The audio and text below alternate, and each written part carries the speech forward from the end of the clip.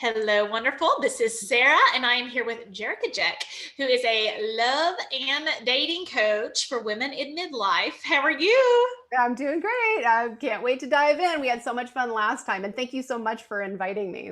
Awesome. Yeah. So if you haven't checked out part one, we're probably going to reference it a bit because that was very specific dating strategies about the dating funnel, about your dating brand, about your dating, what to do for your profile picture, how to filter out red flags, all that stuff. So if you've not checked out our first chat, do so. But I'd love to hear a bit more about your story. Yes. So, as I mentioned before, I do consider myself an online dating ninja, and that's what our whole first part was about, online dating. So, this one you'll find out like how I did uh, the steps really that I teach my clients to do. So, kind of the short summary of my whole story is, divorced at 48, engaged at 50. So that's a pretty short timeline, Yeah. and I'll kind of go into the whole story.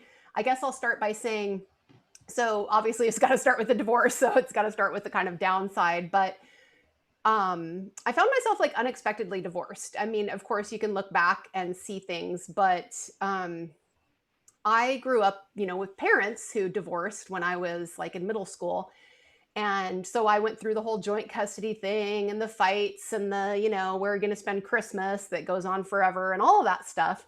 And so as an adult, I was determined not to be one of those statistics. I really that was kind of like my biggest fear, and to get divorced, and my biggest goal really was to have an intact family.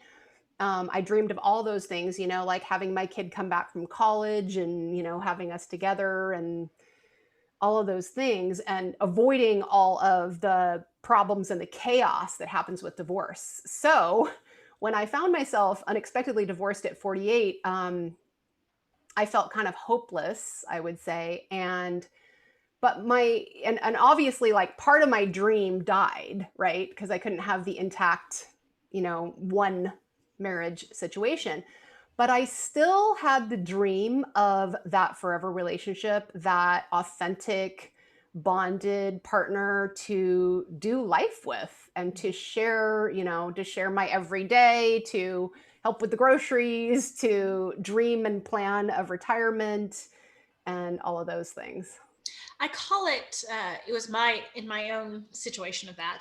I never thought I would get a divorce. I mean, just, oh my gosh. Like, in high school, I probably would have been voted least likely to get a divorce. Like, if that was like a superlative. And, Yeah. I think sometimes when we talk about divorce, there's this real language around like, oh, everybody who gets divorced just didn't really want to work at it, or they didn't really care about relationships, or they got in stupid fights about the socks on the floor. And that is not what I have found, like, as a true grown up. Everyone, I understand we don't want to promote divorce, for sure. I'm not the divorce promoter, but also just recognizing the sheer grief when people come to this decision. It is not a decision I see people take lightly. And I think sometimes, like, the mainstream, I grew up very conservatively. So that was like, oh, people just don't take marriage seriously. That's why they're getting a divorce. It's like most people take marriage very seriously and divorce very seriously. And it really is traumatic. It's horrible.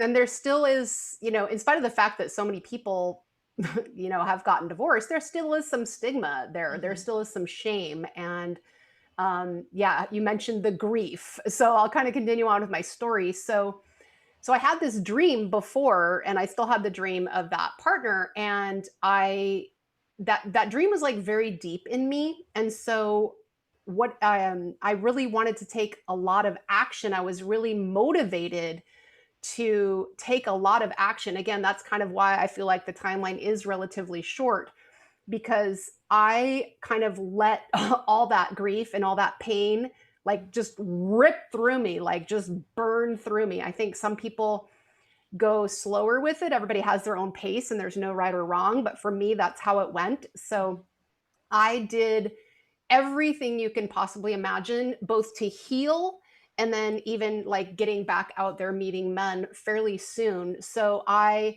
talked to everyone who would listen, like friends, family, and sometimes that was like daily calls. I even talked to like strangers.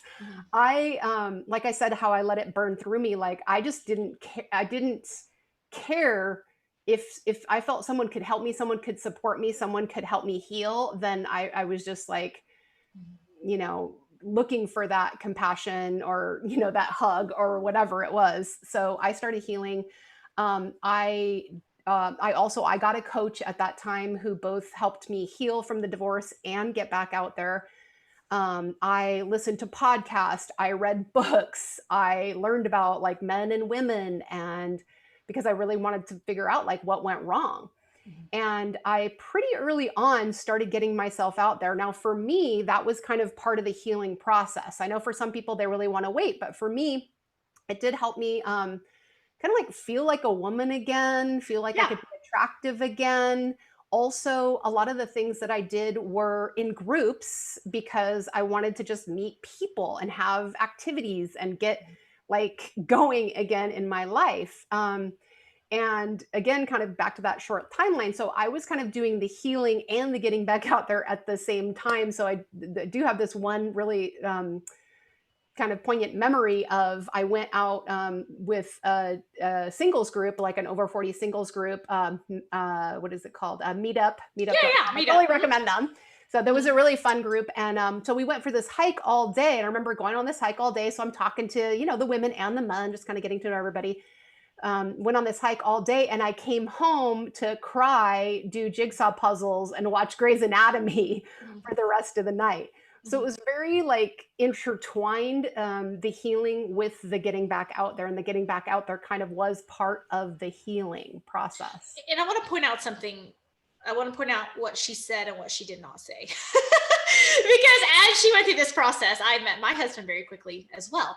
And I did exactly what you did, right? I did meetups. I was out there and Yeah. meeting groups of people, Hmm. meeting men and women. Hmm. What I did not hear her say, which I want to point out in the context of my listeners, what I did not hear her say is, I couldn't be alone. I needed somebody to take care of. I needed somebody to fulfill me. And so I was just like looking for anyone who would do, or almost as if we have this like emotional love, like tube, and we need, like we need someone to like insert it in, like, okay, now I'm okay now. Now I'm okay now. Right. And I do want to point out, Yes. as she moved through that process, I want you to hear what she did not say just then, because I did the same thing. I met my husband very soon. I guess it would have been divorced at 32, engaged at 34 or 33, 35. I don't know, but it's a very similar like timeline and story. And we met, and but there's nothing sexy about neediness.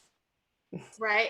And I want to point out that out, because sometimes it's like, oh, I really want this to work out. I really, I never want to be alone. I need to find somebody, I need to find somebody.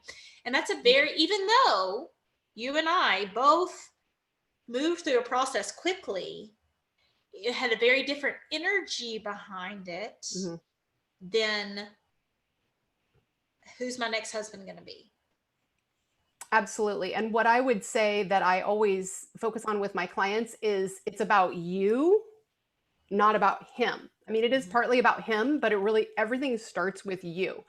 And so for me, it was, I did the personal development. I had a coach. I listened to all those podcasts. I cried. I did all those things. And I really I wasn't looking, yes, I was looking to like meet men and talk to men. And I was ultimately looking for that long-term, forever relationship.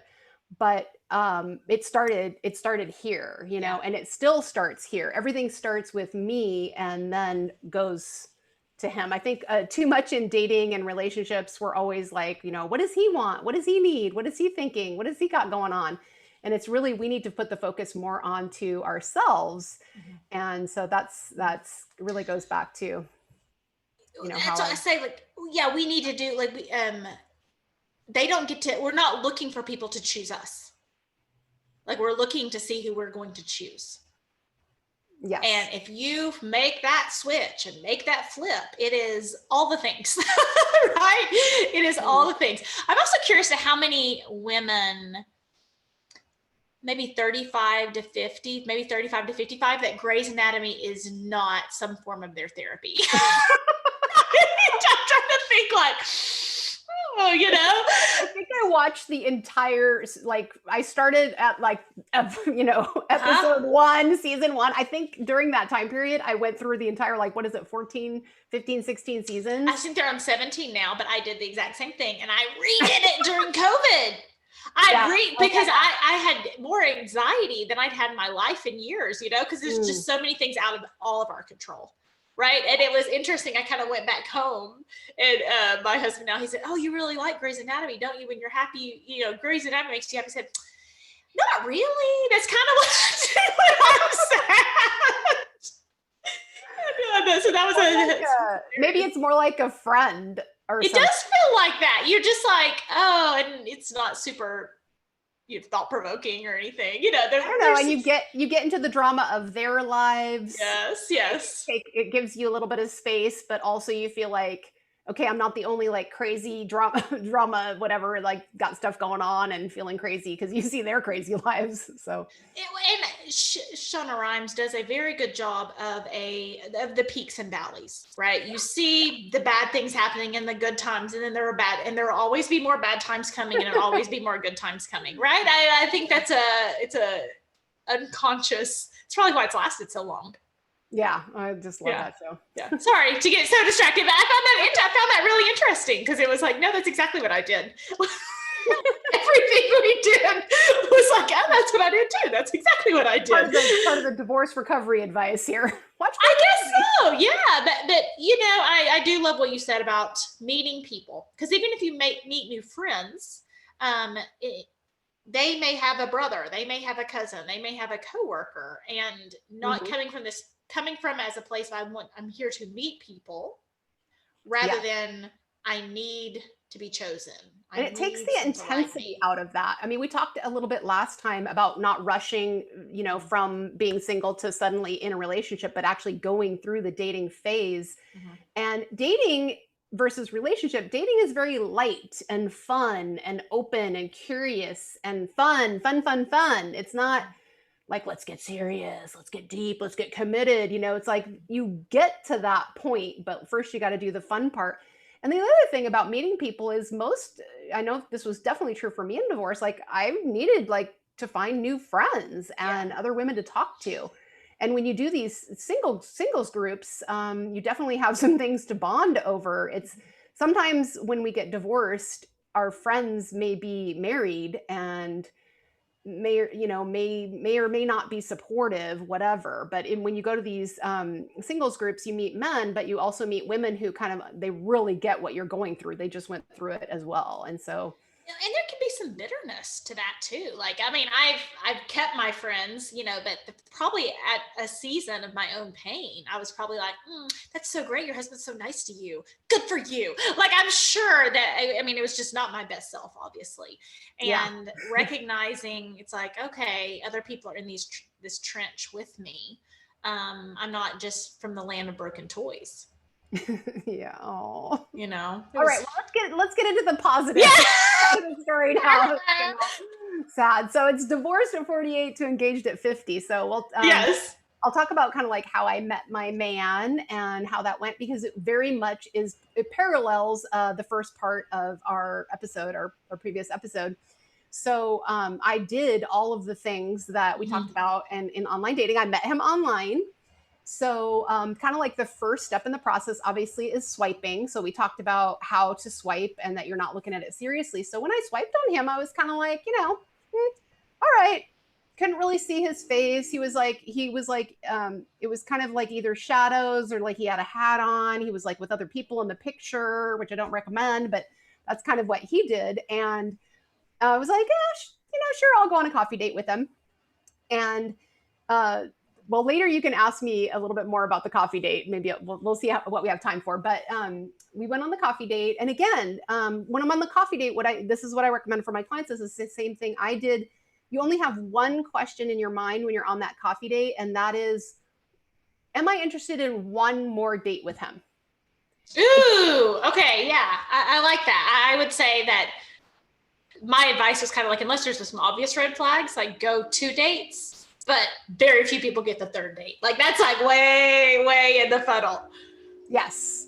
But just again, keeping it light, keeping Yeah. it curious. So as you're going in there with that one question, you're thinking in your mind, like, what's this guy all about? And what's he got to offer? And what's going on with him? So again, that curious, open, not like, is he the one? Is he the one? Like, calm down, ladies. That's a lot of pressure to be putting on somebody that you just met. And putting on yourself. A lot of pressure to put on yourself. On the whole situation. It's just not fun. Yeah.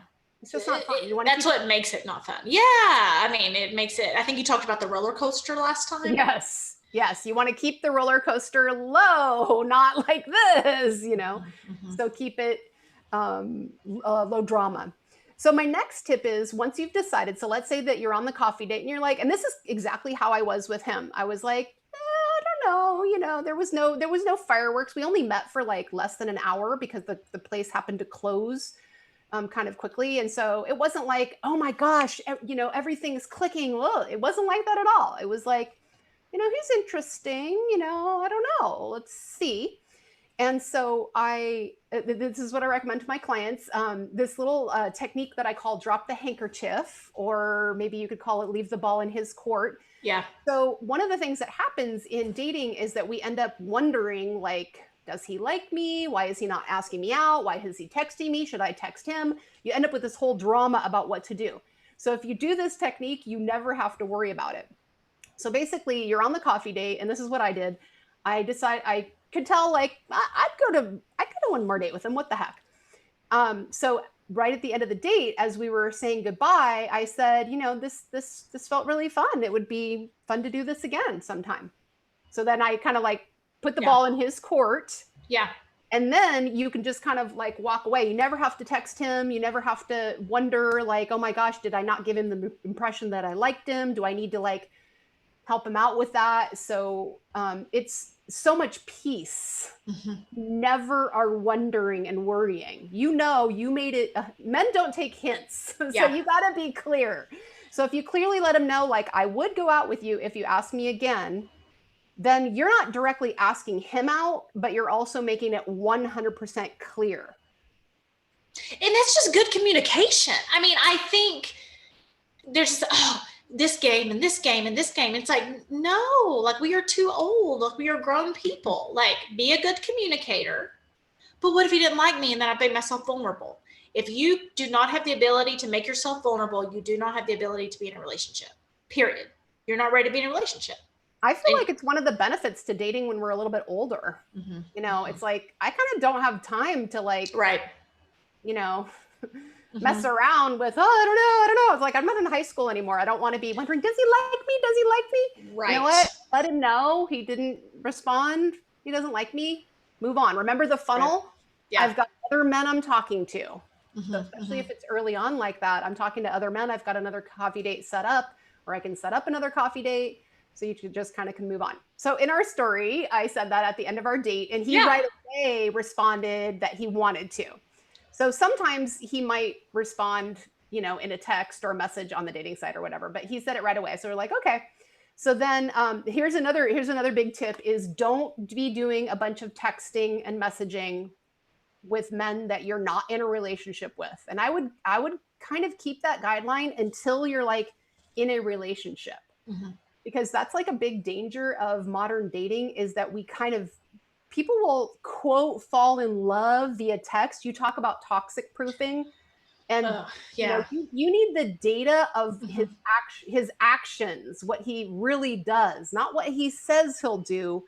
So we have this kind of false sense that we have a relationship with somebody. Yeah. But it's just based on text. And that's, again, use your logical mind. That texts do not make a relationship. Sure, it's fun. It's like dopamine hits. And then we feel like, oh my God, he cares so much, blah, blah, blah. You don't know what he's doing as he's texting you. He could be working. He could be talking to somebody else. He could be out in a bar with friends. He could be with another woman and texting you. And I'm not saying this necessarily like men are doing something bad, but also it just it doesn't develop a real relationship. You need time face to face. And another important thing, being able to create our own dopamine hits. The only dopamine hit you can have is if someone likes you. The chances of you ended up, it's going to be very detrimental to finding yourself in a healthy relationship. Because then once again, I mean, what does my husband have to do? Like jump and dance for me every day to make sure, like, that's not real, and it wouldn't be healthy. And a healthy partnership, my husband and I have been together 5 years now, a healthy partnership is not, again, that me going and sucking up and needing these dopamine hits. What do you have going on in your life? I'm dating. Yes.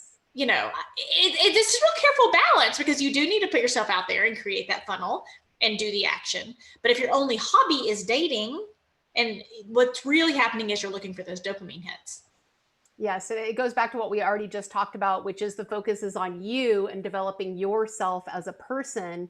And that's why it's funny, I'm a dating coach, but sometimes mostly what we talk about is not necessarily dates. And I found that with every single dating coach I've ever talked to. Really and truly, it's personal development. And you talked about how you met your husband. And my favorite thing to say is, people always ask me how I met my husband. They don't ask me who I was when I met him, which is a better question, right? It's because that's how I landed him, quote, if you're listening to the podcast, I'm like using quotation marks because I know it's ridiculous, but that's the truth, because I could have met him at other stages of my life and we wouldn't have been a good fit.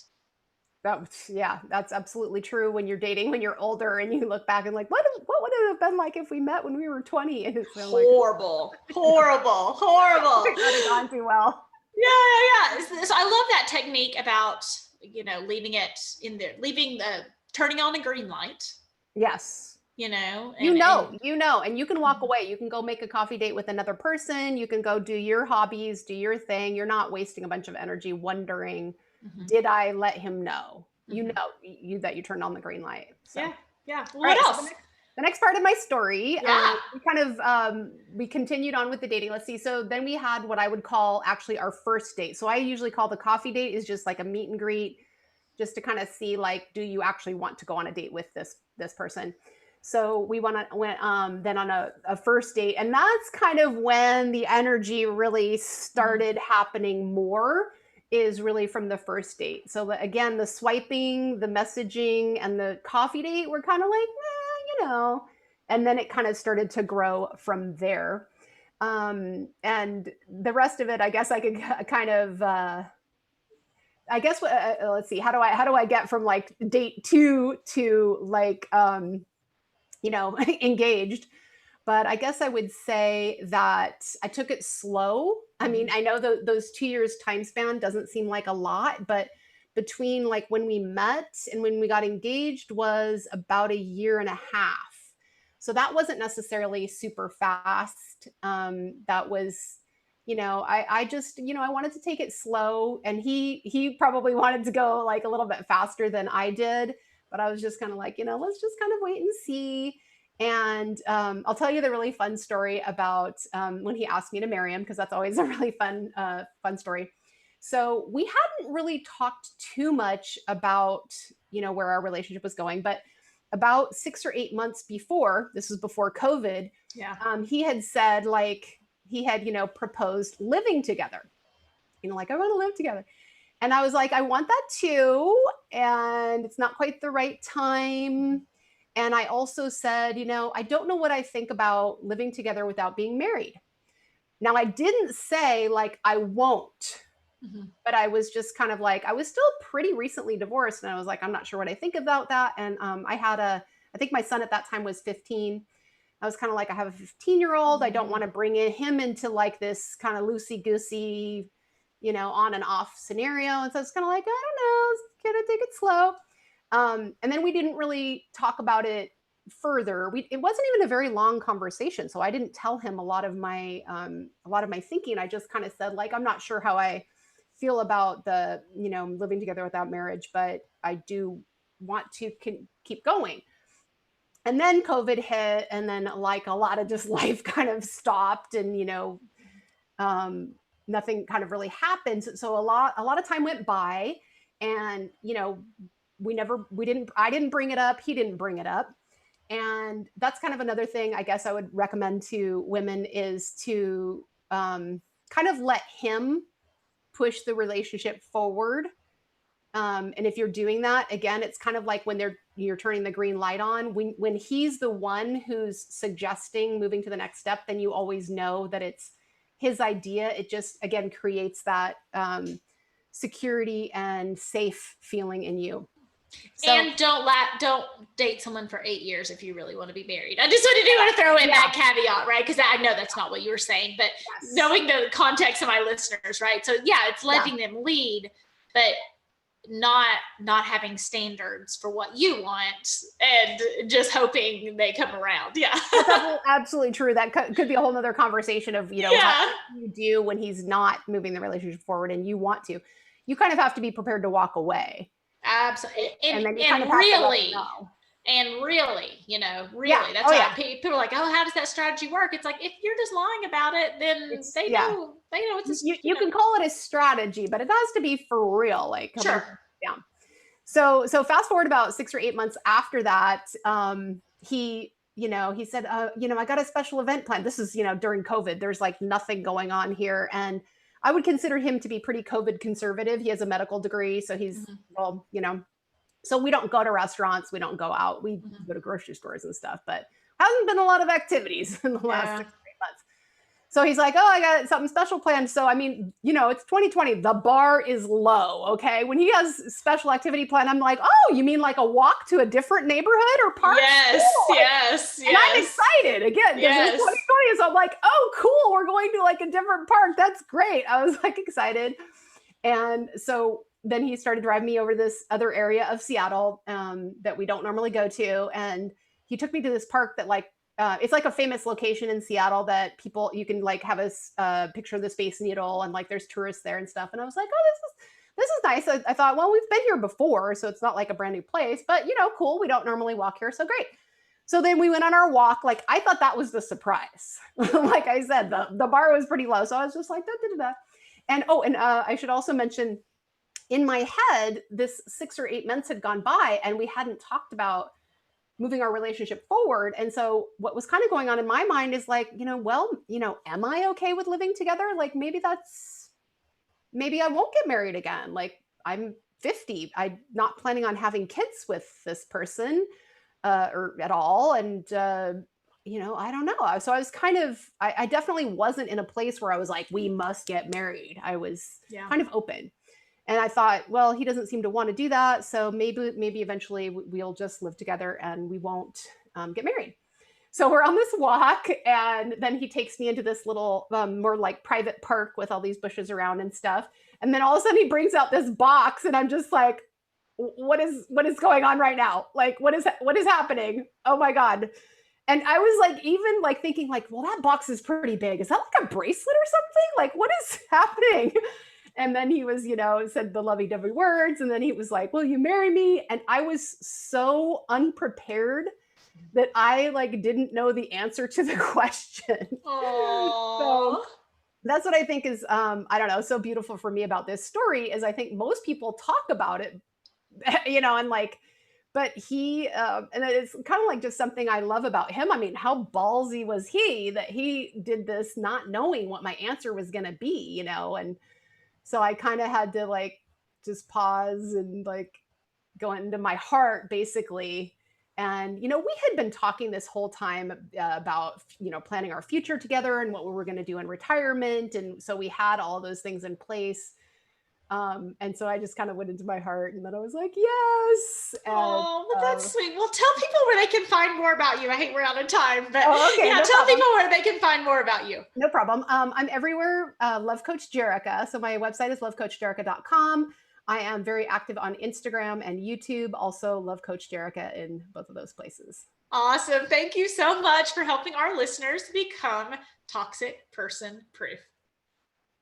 Yay.